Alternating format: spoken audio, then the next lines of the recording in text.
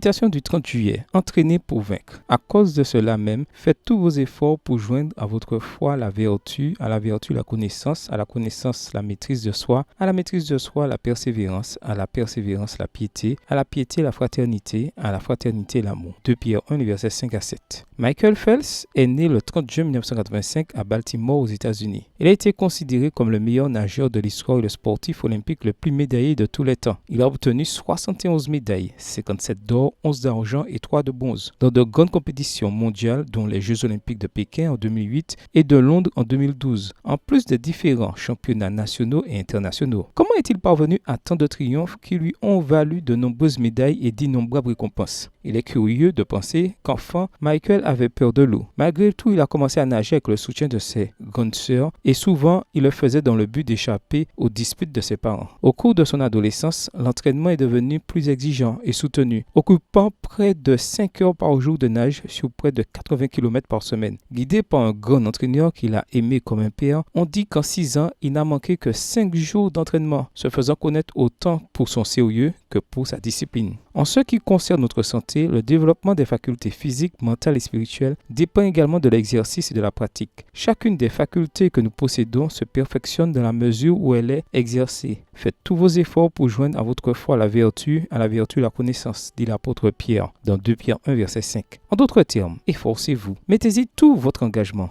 Exercez la piété, voir 1 Timothée 4, verset 7. Pratiquez la justice, voir Proverbe 21, verset 15. L'hospitalité, voir Romains 12, verset 13. Et toute bonne œuvre, voir 1 Timothée 5, verset 10. Sans effort constant, sans force de volonté, il n'est pas possible d'avancer. Il se peut qu'il y ait des obstacles à surmonter, mais ceux-ci, au lieu de nous affaiblir, peuvent nous aider à rendre plus ferme notre décision d'avancer. Comme un grand entraîneur et comme un père aimant, Jésus a marché à nos côtés en nous montrant avec son propre exemple la façon de triompher. Il y a au bout du chemin un prix de grande valeur à atteindre, un caractère énergique, solide et fort, plein d'amour et de compassion pour l'humanité comme celui du Christ. La couronne de vie que le Seigneur a promise à ceux qui l'aiment. Jacques 1, verset 12. Bonne journée à vous et que le Seigneur vous bénisse.